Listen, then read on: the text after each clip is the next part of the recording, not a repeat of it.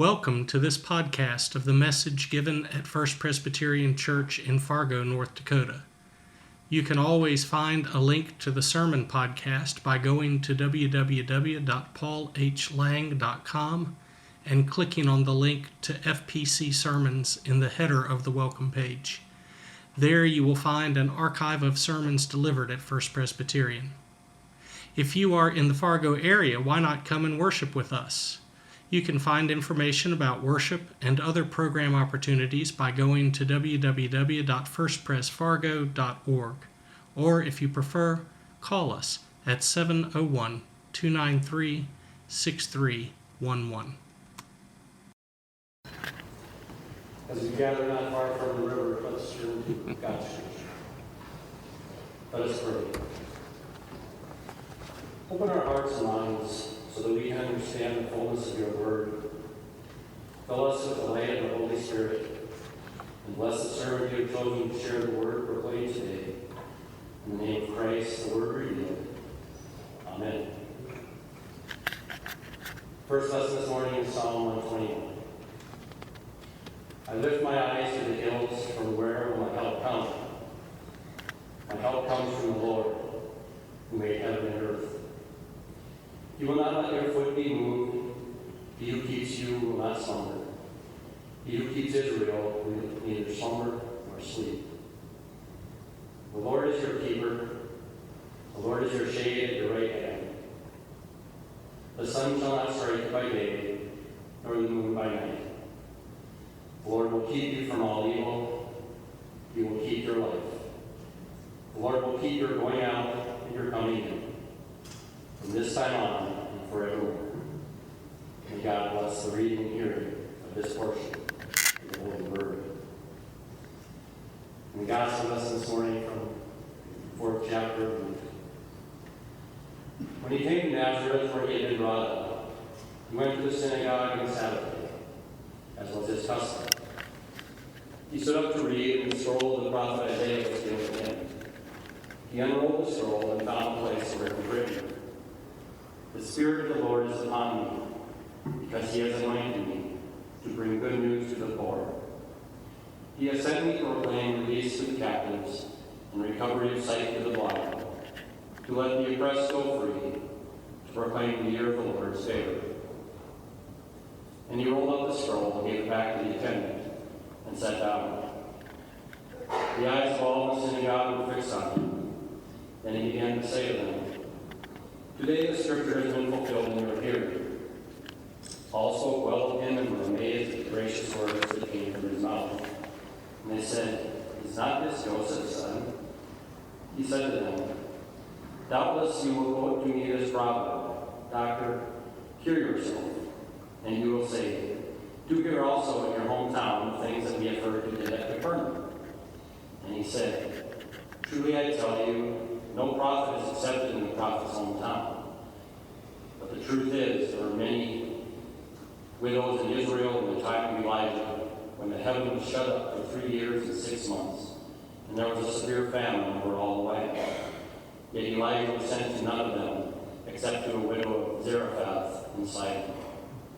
There were also many lepers in Israel in the time of the prophet Elisha, and none of them was cleansed except Naaman the Syrian. When they heard this, all in the synagogue were filled with rage. They got up, drove him out of town, and led him to the brow of the hill on which their town was built, so that they might hurl him off the cliff. But he passed through the midst of them and went on his way. Gospel of the Lord. Thanks be to God.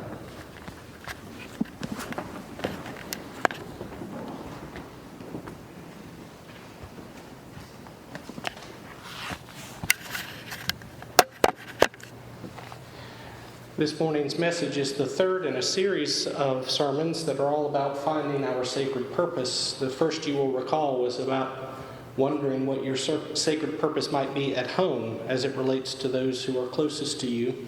Last week we talked about sacred purpose in terms of your individual engagement in congregation, and today we're turning to the question of corporate sense of the sacred purpose. You may already know, but in case you don't, let me simply mention to you that all of the sermons at First Pres are podcasts. They're online. You can go to the church website, and if you miss one or if you want to share one, I invite you to do that. We have already a number of folks who are doing that on a regular basis. Maybe it's the folks at the lake, I'm not sure. But I wanted to be sure you knew about that in case it was something that would be of interest to you. When I think about this congregation, having been here now long enough to get to know some of you better, and I contemplate the extraordinary number of gifts and talents and resources that you represent, I often think we can do anything. Whatever it is we choose to set our mind to, we can do together. And so if I'm right about that, then it becomes really important for us to wonder to what purpose are we going to deploy all of these astonishing gifts that God has put into our laps. Back in 2011 and 2012, I was in the process of searching for a call, and in the course of that time was talking with congregations all over the country with their PNCs, their pastor nominating committees. And if I got past a first interview with a nominating committee, I would almost always ask them in the second interview, what is the distinct expression of the gospel which your congregation is providing to the world? And I have to tell you, there were a few of the nearly 60 churches I talked to, there were a few who could answer that quickly and who had thought about that question, but many were not able quickly and articulately to say what was their unique contribution to the proclamation of the gospel in their community or in the world. And I don't want to be too critical of them. I think they represent the reality for many of us who are in church, your pastor included. Maybe we feel like we're still looking for that sense of clarity about that question. Or maybe we had an idea of what it was God was asking us to do that now, given history, makes us wonder if we got it right. And so we're in that process of backtracking and saying, did we have that right when we thought that's where God was asking us to be? I asked that question to PNCs because I believe that if we don't know where we're going, then pretty much any path will get us there, won't it? So one of the questions we've got to sort out is where is it do we think we're going? Because that then helps us determine the path to that destination. Some years ago, it's a story that's too long for today, but one day I will tell you how I ended up in ministry, and one of the significant pieces of that was Habitat for Humanity. I got involved as a volunteer with Habitat, and one thing led to another, and I was in seminary about 8 months later. But for that reason, I have had a long-standing affection for the work of Habitat for Humanity, building homes for those who are barely able to afford them. And some years ago, I was a co-chair of the Building on Faith campaign in North Carolina, which is the specific build where you try to gather churches and volunteers from churches to build for a week or two. And during the time that I was doing that, I was out in front of the house being interviewed by the news crew, and I had this wonderfully enthusiastic group of volunteers who had gathered to help. The framing of the house was up. It was the day we were going to do the siding, but we had no site supervisor. The building supervisor was delayed and wasn't present. So while I was in the front speaking to the newspaper, the volunteers in the back were getting busy building a house, except that they were using the wrong nails and they had accidentally started hanging the siding at the wrong place so that it was 2 inches off.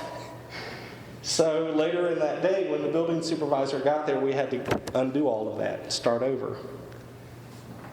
It's a good example of what happens when we don't know where we're going, even if we're enthusiastic, even if we intend well. There are problems with simply racing ahead. If we don't have a clear sense of what it is you and I are trying to do, odds are we will be doing it badly. And so I wanted to talk with you to begin a conversation about our sacred purpose as a congregation. It is not for me to tell you what our sacred purpose is.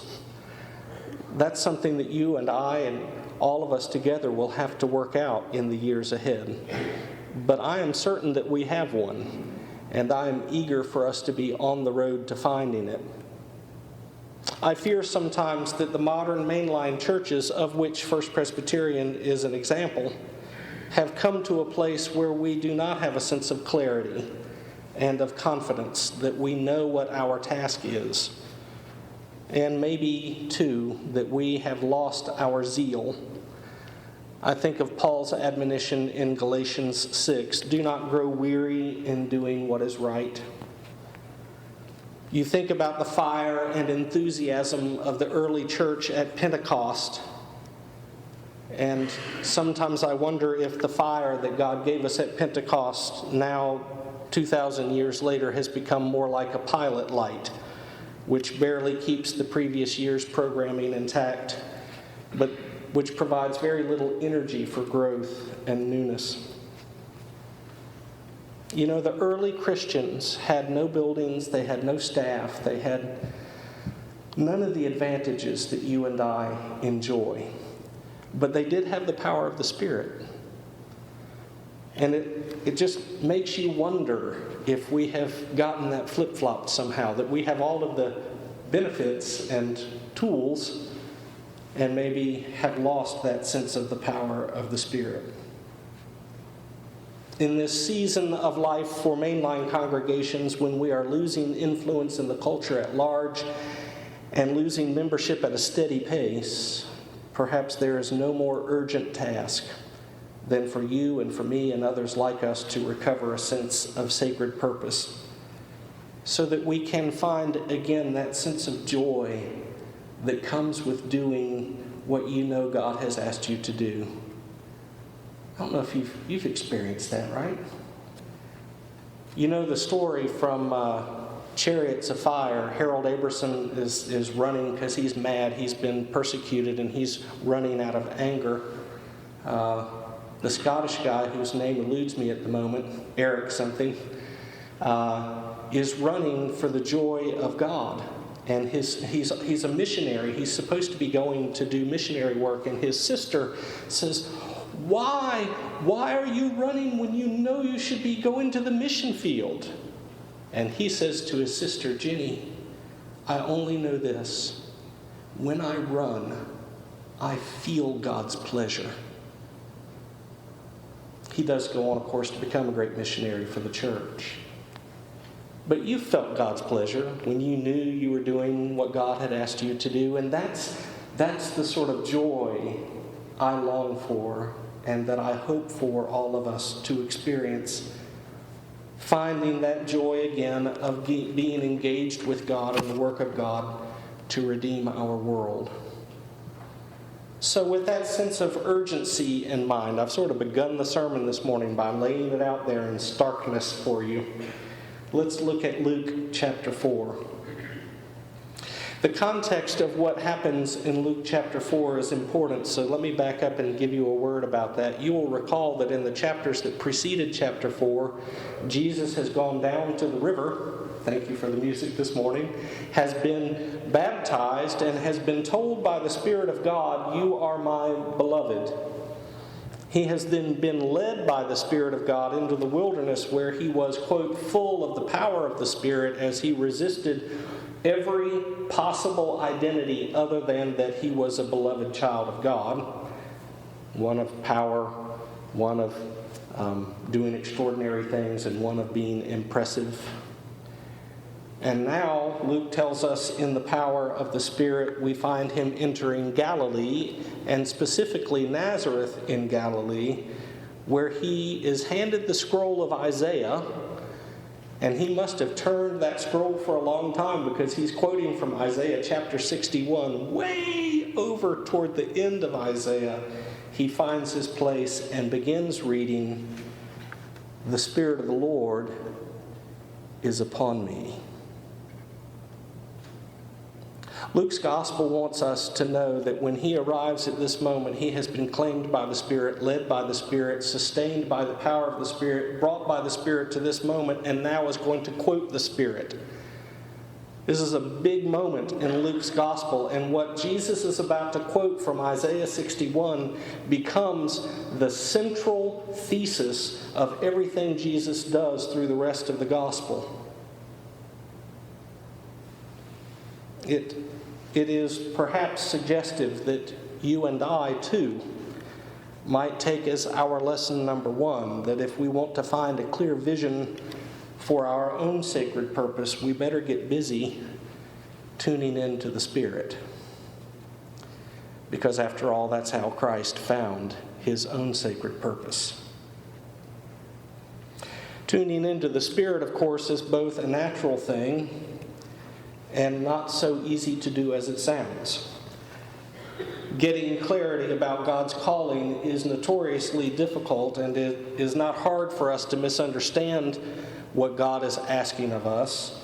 You know the story about the young man who was a farmer, and he was an earnest Christian, and he was devout and wanted to know what God wanted him to do. So day by day by day, he would pray over and over again, Lord, just tell me what it is you want me to do, and I'll do it.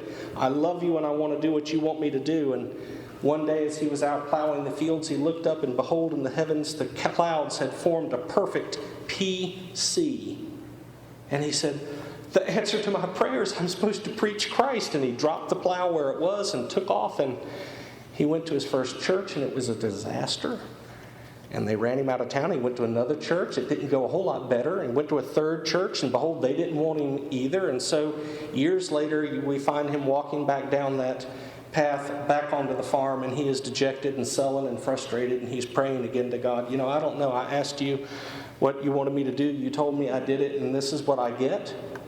And a thunderous voice from heaven says, I meant pick cotton. On the one hand, it is not hard for you and for me to engage in this business of trying to discern what the Spirit is telling us. But on the other hand, it can be quite complicated to tease out with clarity what God is doing. Many of you know that one of the most important people in my life is Ben Johnson, who's a mentor of mine. And Ben tells me that when God speaks to him, it comes as a clear and decisive word. And I am so jealous of that, because when God speaks to me, my experience of that is confusion. And usually 8 or 10 months later, I can look back on that period of knowing that God was trying to say something, but not knowing what God was saying, and go, oh, that's what it was. I hope it wasn't urgent, because I'm just now getting a sense of clarity about that.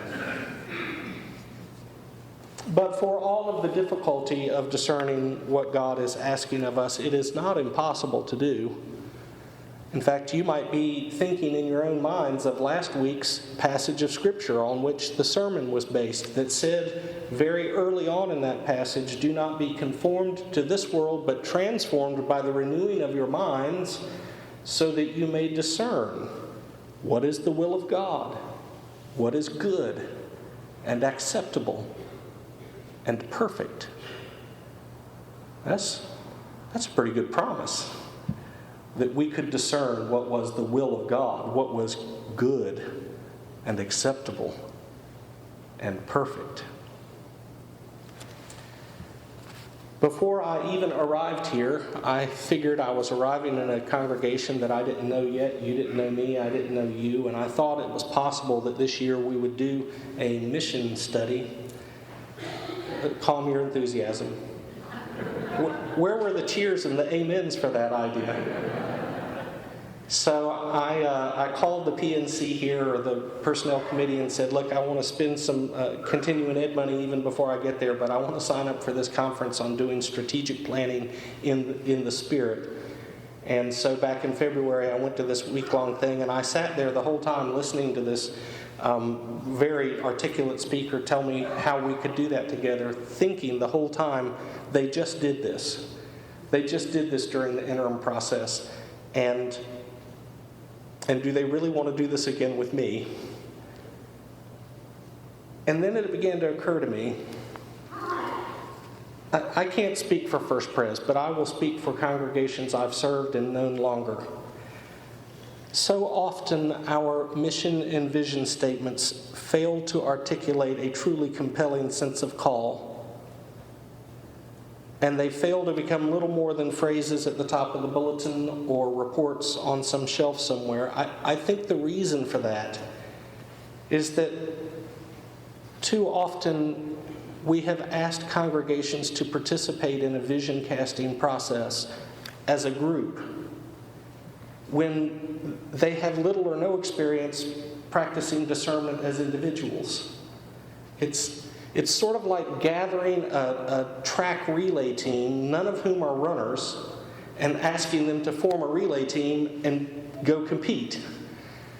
Odds are you're going to have less than perfect results with that.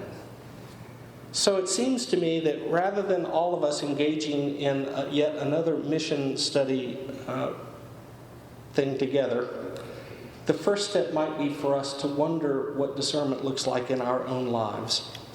And so even though I had not originally planned to announce this soon, I'm going to say a couple of things to you about that. I suspect there are two things that we're going to do at First Pres to try to help with this. The officer training at First Presbyterian is going to be much more intentional and rigorous from here moving forward. And the idea is just to try to make sure that our officers have the skills they need to do discernment.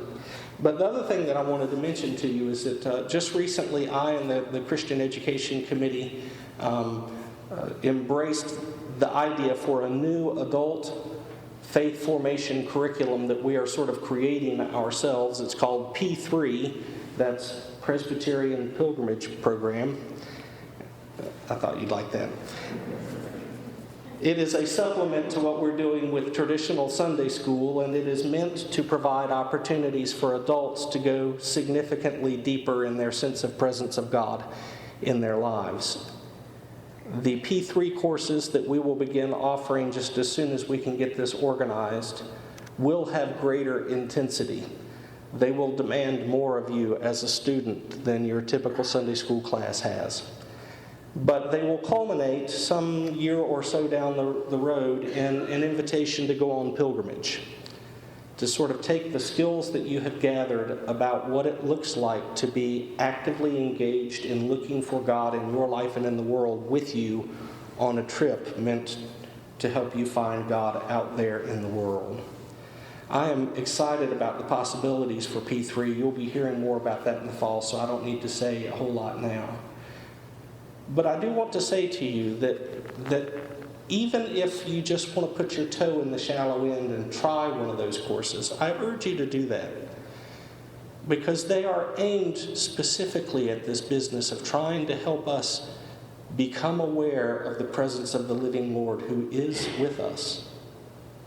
That thing we did at the beginning of worship this morning, the Lord be with you and also with you, is not just a thing you say. It's meant to point to an astonishing reality that the Lord is in fact with us, can be known, can be encountered, and His presence in our life can transform what would be ordinary into something truly extraordinary.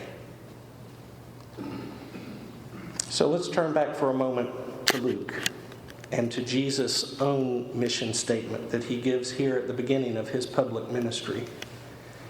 It seems to me that this statement, which He has borrowed from the prophet Isaiah, might be a good yardstick for all of us as we seek to measure our own ministry. Do we have good news for the poor? Think about your encounters with the poor. I think about my own encounters with the poor, and I'm not always full of good news for them when I encounter them.